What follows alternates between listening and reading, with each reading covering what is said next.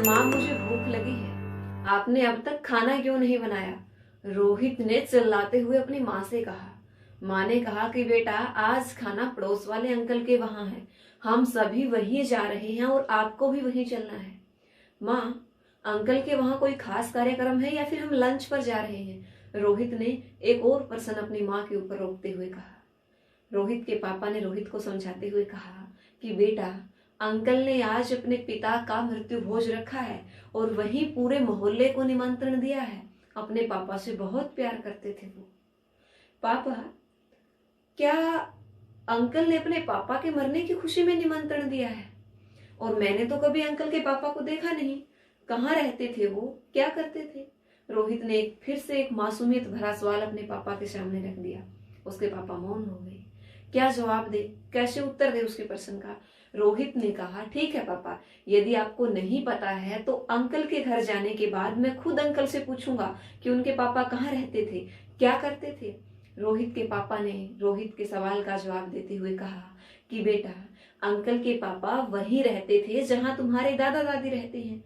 ओ, वही बुढ़ों का घर जहां पर इंसान बड़ा होने के बाद रहता है, जहां पर इंसान अपने बेटा बेटी की शादी करके चला जाता है। ठीक है पापा, पर पापा यदि अंकल अपने पापा से इतना प्यार करते थे तो उन्होंने अंकल को, अपने पापा को वहां क्यों रखा? तभी रोहित के पापा ने रोहित को समझाते हुए कहा कि बेटा महंगाई के जमाने में, इस भीड़ भड़ाके के घर में, जहां पर दो बच्चों का पेट भरना मुश्किल हो जाता है, जहां पर दो लोगों का बचना मुश्किल हो जाता है, वहां भरा पूरा परिवार कैसे रह सकता है?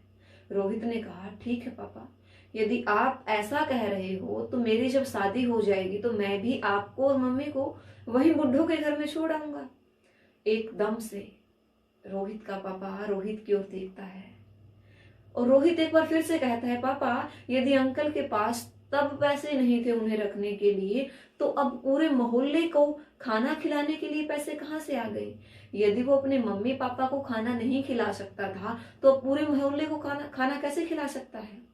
रोहित के ये सवाल जवाबों को देखकर रोहित के पापा की आंखों से आंसू आए और उन्होंने कहा, बिल्कुल बेटा, आज हमारा समाज जिस दिशा में बढ़ रहा है, आज हमारा समाज जो कुछ कर रहा है, वाकई में वो बहुत ही घटिया है, वो बहुत ही नीचे दर्जे का काम कर रहा है। क्योंकि जिस दावत पर हम पूरे मोहल्ले को बुलाते हैं, शायद उतना खर्चा जीवन भर में हमारे माता पिता नहीं करते। न जाने हम किस चकाचौंध में खो गए हैं और वृद्धाश्रम नाम की ये चीज न जाने किसने हमारे साथ रख दी है। वरना हमारी भारतीय संस्कृति अपने माता पिता को साथ लेकर के चलने वाली संस्कृति है।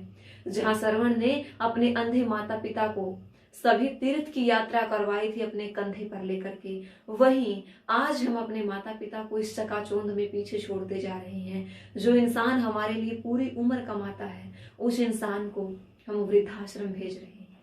कैसे विडंबना है हमारे समाज की, किस दिशा की ओर हम बढ़ रहे हैं, ये कैसा विकास हो रहा है हमारे देश का।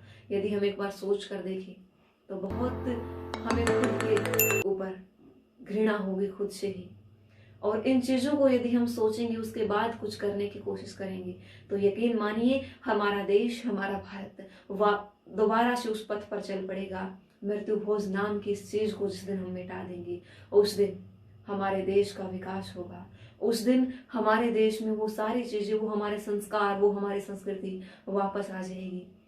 क्योंकि कहा जाता है जितनी गहरी हमारी जड़ होती है, जितनी गहरी वृक्ष की जड़ होती है और जितनी टिकाऊ मकान की नींव होती है, उतना ही समाज टिकाऊ होता है, उतना ही फल अच्छा देता है वो वृक्ष। और हमारी जो नींव है, हमारी जो जड़ है, वो हमारे पूर्वज है। उन पूर्वजों को यूं तौहीन न कीजिए, उन पूर्वजों को यूं वृद्धाश्रम में न छोड़िए, उन पूर्वजों का मान कीजिए, सम्मान कीजिए। क्योंकि वही तो वो डोर है जो हमें हमारी भारतीय संस्कृति से बांधे हुए है। वही तो हमारी नींव है जहाँ से हमारा जन्म हुआ है, जहाँ से हम पैदा हुए हैं, जहाँ से हमारी प्राचीन संस्कृति चली आ रही है, या मैं यूं कहूँ जहाँ से हमारी नींव, हमारी जड़ टिकी हुई है। अपने बुजुर्गों का मान कीजिए, सम्मान कीजिए। मृत्यु भोज जैसी परंपरा को हमारे देश से, हमारे समाज से मिटा दीजिए। क्योंकि जिस पिता के जाने पर मातम मनाया जाता था, आज उसी पिता के जाने पर मृत्यु भोज किया जाता है। कहाँ आ गए हम, कहाँ खड़े थे हमारे संस्कृति के ऊपर। एक बार इन चीजों को सोच कर जरूर देखिए, और यदि आपको मेरी बात अच्छी लगी हो तो चैनल को सब्सक्राइब जरूर कर दीजिए। कुछ और नई लघु कथाओं के साथ आपको मिलेंगे, कुछ एक दो और नई लघु कथा आप सभी के समक्ष लेकर के आएंगे। उससे पहले यदि आपको वीडियो अच्छी लगी हो, हमारा प्रयास अच्छा लगा हो, हमारा कहने का तरीका आपको अच्छा लगा हो, तो वीडियो को लाइक जरूर कर दीजिए, चैनल को सब्सक्राइब कीजिए और दूसरे लोगों तक हमारी बात को पहुंचाने में हमारी मदद कीजिए। मिलते हैं कुछ नए विचारों के साथ, तब तक दीजिए इजाजत। नमस्कार, जय हिंद, जय भारत।